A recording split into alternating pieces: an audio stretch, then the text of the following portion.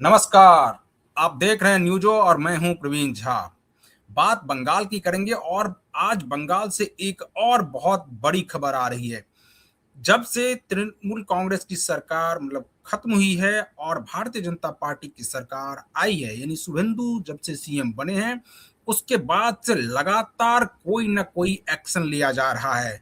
और आज एक और बहुत बड़ी खबर आई है बंगाल से, वो ये कि बीरभूम जिले का जो खास करके जिला अध्यक्ष था अनुब्रत मंडल, जो टीएमसी के नेता हैं, उनके खिलाफ 2021 के विधानसभा चुनाव के पश्चात जितनी भी हिंसाएं हुई थी, या तोड़फोड़ के मामले, या एक ईंट भट्ठे से जो 30 लाख से ज्यादा रुपए के ईंट लूट की जो घटना थी, उस मामले में अब अनुब्रत मंडल समेत 13 लोगों पर एफआईआर दर्ज किया गया है। अब आप समझ सकते हैं कि उस वक्त भी ये एफआईआर दर्ज करवाया गया था जो शुभेंदु मंडल हैं उनके द्वारा, लेकिन उस वक्त कोई कार्रवाई नहीं हुई क्योंकि ममता बनर्जी की सरकार थी। और ममता बनर्जी की सरकार है तो अपने नेता पर वो कार्रवाई कैसे करती। और उसमें भी जब अभिषेक बनर्जी का छत्र छाया हो तब तो कार्रवाई और भी नहीं बनती है। तो ऐसे में जब सरकार बदली, उसके बाद शुभेंदु मंडल को यह लगा कि अब भारतीय जनता पार्टी की सरकार आई है तो उनकी सुनवाई हो सकती है। शुभेंदु मंडल फिर से थाने पहुंचे और इनके खिलाफ, इन लोगों के खिलाफ मामला दर्ज करवाया। अब इन लोगों के खिलाफ मामला दर्ज हो गया है और बताया यह जा रहा है कि इनके ऊपर कार्रवाई भी तय मानी जा रही है। इसी सब मुद्दे पर आज हम लोग बातचीत करेंगे और इस बातचीत में इस वक्त हमारे साथ जुड़ गए हैं वरिष्ठ पत्रकार हैं और राजनीतिक विश्लेषक हैं संजीव प्रियदर्शी। संजीव जी, आपसे जानना चाहेंगे, ये जो आज की सबसे बड़ी खबर आई है कि 13 लोगों पर एक प्रकार से नामजद एफआईआर किया गया है, आपकी पहली प्रतिक्रिया चाहेंगे, उसके बाद और भी मामले हैं उस पर हम विस्तार से धीरे धीरे बात करेंगे आगे। नमस्कार प्रवीण जी, हमारे दर्शकों को भी मेरा नमस्कार। देखिए, आज न कल, कल न परसों पाप का भांडा तो फूटता ही। ये पाप का घड़ा भर गया था। अनुब्रत मंडल, आप देखेंगे, बीरभूम में एक व्यक्ति नहीं था, बल्कि एक बुरे कामों का, एक क्राइम का एक नेटवर्क। और ये अनुब्रतो मंडल 2021 में जो हिंसा हुई उसके लिए तो जिम्मेदार है ही। इससे भी विभत्स जो इस पर आरोप है कि ये गायों को भारत से बांग्लादेश सप्लाई करने में इसका नंबर पहले नंबर पे आता है। बहुत सारे ऐसे बीजेपी के नेताओं का भी आरोप है। तो अभी तो दो चीज चल रही है बंगाल में। एक, चोर चोर का नारा जब ये गिरफ्तार होते हैं, और दूसरा डीम्ब क्रांति उसको कहा जा रहा है, डीम्ब रिवॉल्यूशन। डीम्ब जो है, डीम्ब उसको कहें प्रकार से। हाँ, तो डीम्ब जो है, डीम्ब रिवॉल्यूशन उसको कहा जा रहा है। डीम्ब विप्लव भी कहते हैं, वहां पे क्रांति को विप्लव कहते हैं। तो जितने भी पकड़े जाते हैं सबकी डीम्ब से सेवा कर रहे हैं वहां के लोग। और महिलाओं में जो आक्रोश है, बहुत ज्यादा आक्रोश है। और आप देखिए कि टीएमसी में भागम भाग लगी हुई है। और मुझे लगता नहीं है 10 दिन बाद टीएमसी में ये भतीजा और दीदी छोड़ के 2-4 लोग और, बाकी कोई बचेगा ही नहीं। बाकी कोई बचेगा नहीं, ऐसी स्थिति है। अभी एक क्लोज एड है मिश्रा करके, जिसको अभिषेक बनर्जी का क्लोज एड है विनय मिश्रा। और ये भी कोयला चोरी और गाय तस्करी, गोरू तस्करी में इसको सीबीआई तलाश रही थी। ये आज बिहार से अरेस्ट हुआ है। अब मैं इसलिए इसका नाम ले रहा हूं अलग से, क्योंकि यह ममता बनर्जी ये कहती थी कि बंगाली में ही बंगाल पे राज करेगा। तो इसकी आईपैक टीम कौन संभाल रहा था? प्रशांत, एक तरह से प्रशांत किशोर ही उसके मालिक हैं, भले सामने कोई भी हो, लेकिन फाउंडर तो वही आईपैक के। इस बात से इनका, वो भी बिहारी, शत्रुघ्न सिन्हा बिहारी, कीर्ति झा बिहारी, और इनके क्लोज एड विनय मिश्रा बिहारी, अभिषेक बनर्जी के। तो अब सोचिए कि क्या नैरेटिव वो चला रही थी।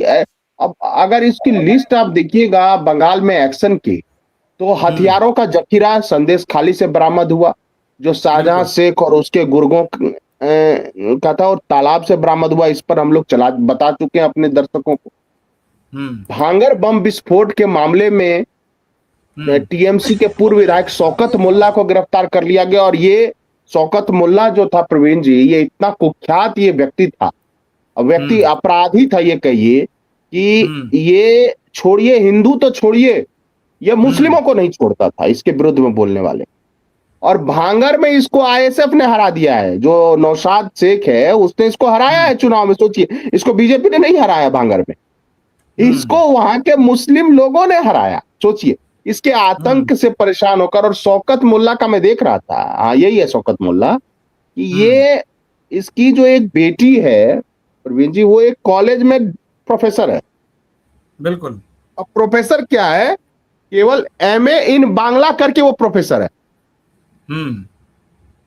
और वो एक भी दिन क्लास नहीं आती है, और हम्म। अगर होगा तो उस पे बहुत सारे वहां के मुस्लिम युवकों का रिएक्शन आया है, कि इसको हम्म। तो हमने कभी कॉलेज में देखा नहीं है, कॉलेज की प्रोफेसर कैसे हो सकती है। और एक वीडियो वायरल हो रहा है बंगाल में, कि हम्म। वो ऑनलाइन साड़ी बेच रही है, अलग अलग हम्म। डिजाइन की साड़ियां। आप सोचिए, एक प्रोफेसर जिसको बनवा दिया, ये शौकत मुल्ला की पुत्री, ठीक है। हम हम्म। तो उनकी बेटी का भी बहुत सम्मान करते हैं, क्योंकि हम्म। हमारे सनातन संस्कृति में तो महिलाओं का सम्मान है, भारत की संस्कृति में भी महिलाओं का सम्मान है।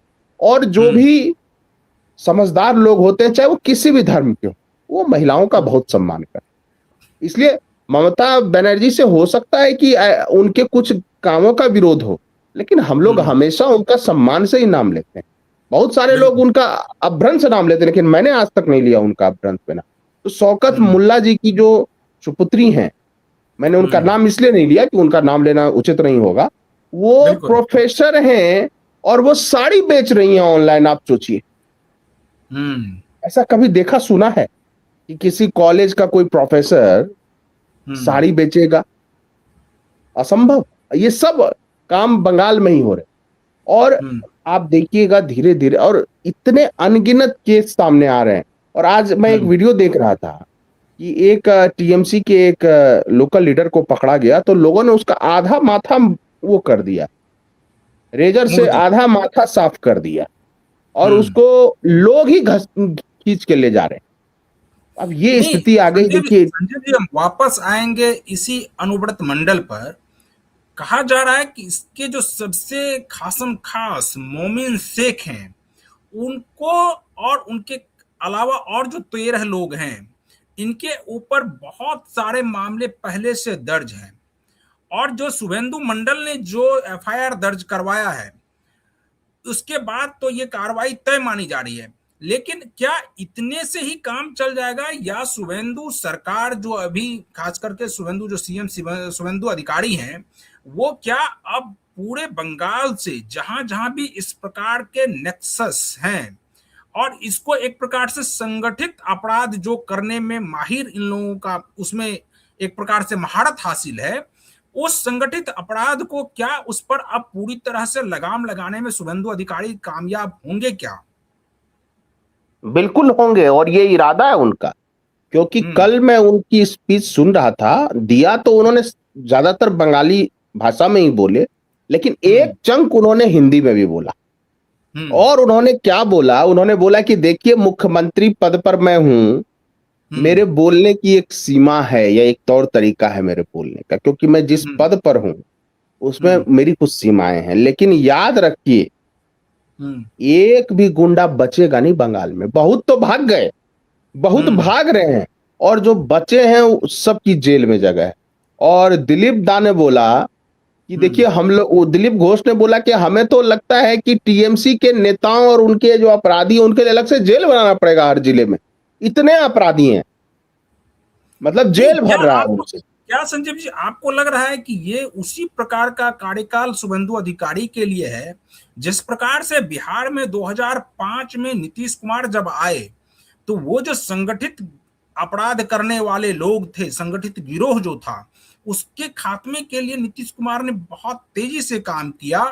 कई सारे एसटीएफ बनाने पड़े और भी बहुत सारे पुलिस बल को वहां तैनात किया गया, और उसके बाद एक प्रकार से जो संगठित गिरोह था अपराध करने वाला, उसका एक प्रकार से खात्मा हो गया।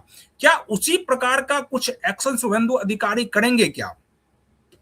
नहीं, देखिए, बंगाल और बिहार में बेसिकली बहुत ज्यादा अंतर है। पहली बात, ठीक है, नीतीश जी ने किया संगठित अपराध को समाप्त, लेकिन देखिए बिहार में चूंकि इंडस्ट्री के लिए बहुत लिमिटेड स्कोप है, चाहे हम कुछ भी बोलें, एक तो समुद्र से लगा हुआ इलाका नहीं है, पर कैपिटा इनकम बहुत कम है, और तो इसलिए वहां पे जब इंडस्ट्री नहीं होगी, बेरोजगारी बढ़ेगी, तो क्राइम और बेरोजगारी का आपस में एक परमुटेशन और कॉम्बिनेशन एक प्रोपोर्शनेट है। जहां देखिएगा बेरोजगारी होगी, अशिक्षा होगी, वहां गरीबी क्राइम ज्यादा होगी, होगा।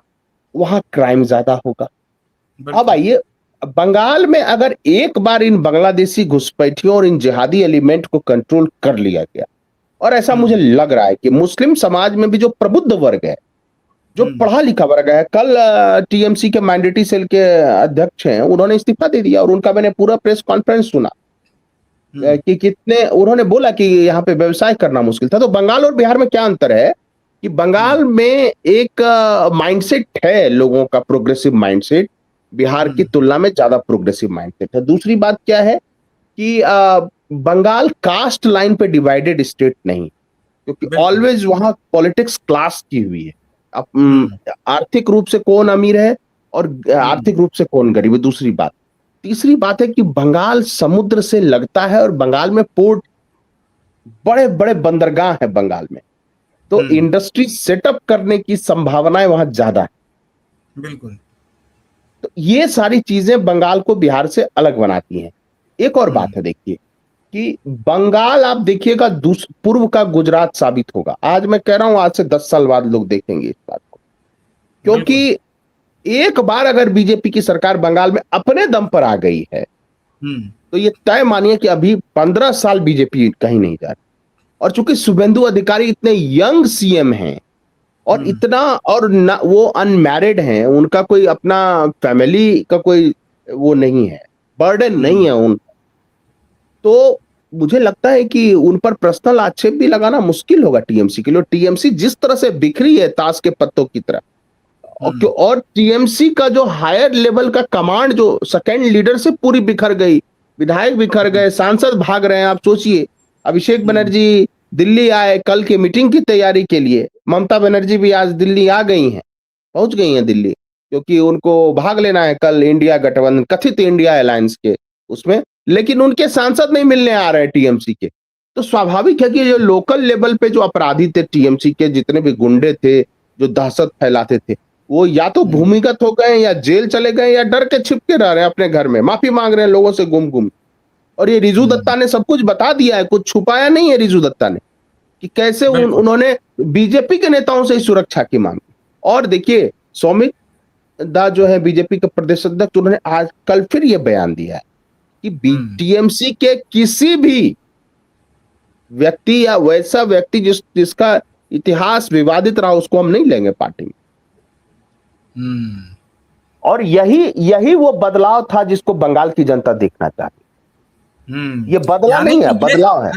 यानी कि ये कह रहे हैं कि बीजेपी के प्रदेश अध्यक्ष ने सिरे से खारिज कर दिया, लेकिन ये चर्चा चल रही है कि हो सकता है कि अलग गुट बना ले, ताकि उसका जो फेवर है वो केंद्र में भारतीय जनता पार्टी को मिले, या तो वो भारतीय जनता पार्टी के पक्ष में मतदान करे किसी भी बिल को जब लाया जाएगा तो, या फिर वो एब्सेंट हो जाए। तो इसलिए या उनको, अगर वो इसमें शामिल नहीं होते हैं भारतीय जनता पार्टी में, तो अलग गुट बनाएंगे, ऐसी संभावना जताई जा रही है। लेकिन संजय जी, आपको लगता है कि ये जो कह रहे हैं खास करके वहां पर भारतीय जनता पार्टी के प्रदेश अध्यक्ष, वो वही आला कमान भी सोच रहे हैं? क्योंकि खबरें ये आ रही हैं कि हो सकता है कि 23 से 25 सांसद जो हैं वो भारतीय जनता पार्टी में शामिल होंगे, और क्योंकि भारतीय जनता पार्टी को अपना स्ट्रेंथ बढ़ाना है, इसीलिए उनको शामिल करा लिया जाएगा। क्या लगता है आपको? नहीं, देखिए, उसमें जो सौमिक दा ने बोला, उसमें क्या बोला, मैं फिर उसको कोट करता हूं कि किसी विवादित और ऐसे व्यक्ति को नहीं लिया जाएगा। जिसका कि इतिहास जो है घृणास्पद रहा है, या उसका हेटफुल रहा, आइडियोलॉजी रहा है कि वो, मतलब कहने की बात ये कि जो बहुसंख्यक समाज जो बंगाल का था उसको सताने में उसकी भूमिका रही या चिढ़ाने में उसकी भूमिका रही, उसको नहीं लिया जाएगा। इनडायरेक्टली मैं उसको एक्सप्लेन कर रहा हूँ। तो वैसे अब सायोनी को तो नहीं लेना चाहिए, हम लोग भी विरोध करेंगे, कर लेंगे। महुआ मोइत्रा को नहीं लेना चाहिए, हम लोग भी विरोध करेंगे। लेकिन अगर कोई मध्यम मार्गी नेता है तो वो आते हैं पार्टी में, वो तो आते रहते हैं पार्टी में। क्यों, बाबुल सुप्रियो तो बीजेपी ने उनको मंत्री भी बनाया था, केंद्र में भाग के चले गए, टीएमसी ने हाथों हाथ ले लिया, तो टीएमसी किस मुंह से इनकार करेगी? बिल्कुल। शत्रुघ्न सिन्हा कौन है, कीर्ति आजाद कौन है? आप देखिए, ये आप देखिएगा, स्कोर सेटल भी करना होगा बीजेपी को कि तुमने हमारे नेताओं को भगा भगा के, बिहार के नेताओं को लेकर तुम बंगाल से तुमने जानबूझ के सांसद बनाया, चिढ़वाया, उसी से हमला करवाया, तब उसी उन्हीं नेताओं को वापस लाकर तुम पर हमला करवाएंगे, तुम पर अटैक करवाएंगे। वो पर्सनल है, वो पर्सनल है। जैसे कल्याण बनर्जी वाला मामला पर्सनल है प्रवीण जी, वो कित करने वाला मामला पर्सनल है, बहुत पर्सनल है। और देखिए, चूंकि हुआ क्या, टीएमसी के नेता, देखिए अधिकतर नेता टीएमसी के ऐसे थे जो जिनका पॉलिटिकल बैकग्राउंड इतना गहरा नहीं था। कोई टॉलीवुड से आ गया, कोई कहीं से आ गया, कोई आंदोलन विप्लवकारी था, उसको तुरंत बना दिया सांसद। तो उनको पता नहीं है कि किसी प्रधानमंत्री को लेकर व्यक्तिगत टिप्पणी नहीं करनी है, आप पॉलिसी पर टिप्पणी करिए। यह हर समय होता है। राहुल जी आज कह रहे हैं कि प्रधानमंत्री को लेकर अपशब्द बोलते हैं, या उनको जिस तरह से संबोधन करना चाहिए मोदी जी को ऐसा संबोधन नहीं करते। लेकिन क्या वो भूल गए कि अगर मोदी जी के प्रधानमंत्री पद पर रहते वो सम्मानित नहीं कर रहे, तो उनके परिवार में जितने प्रधानमंत्री रहे हैं उसका भी तो फिर अपमान किया जा सकता है, और हो रहा है। निशिकांत दुबे ने किया ना, लोकसभा में खड़े होकर, रोक पाए। तो ऐसी परंपरा ना डालें, जिससे कि कहते ना कि पोस्टमार्टम होगा तो बहुत सारे राज निकलेंगे, और जिसने ज्यादा शासन किया है उसके राज उतने गहरे हैं, उतने घृणास्पद भी हो सकते हैं बहुत सारे मामलों का। कि राज का चलाना जो है वो समझिए कोयले के खदान में काम करने जैसा है, और हर कोई वाजपेयी जैसा बाहर स्वच्छ होकर नहीं निकल सकता है। चलिए चलिए संजय जी, तो आज हम लोग इस डिबेट को यहीं पर खत्म करते हैं। कल किसी और मुद्दे के साथ फिर हाजिर होंगे। तब तक जो दर्शक हमारे इस वीडियो को यूट्यूब चैनल के जरिए देख रहे हैं, चैनल को सब्सक्राइब जरूर कर लीजिए, क्योंकि आपके एक एक सब्सक्राइब से हमें ताकत मिलेगी और हम आपको पास इसी तरह की वीडियो और भी लाते रहेंगे। मुझे और संजीव जी को दीजिए अनुमति। नमस्कार।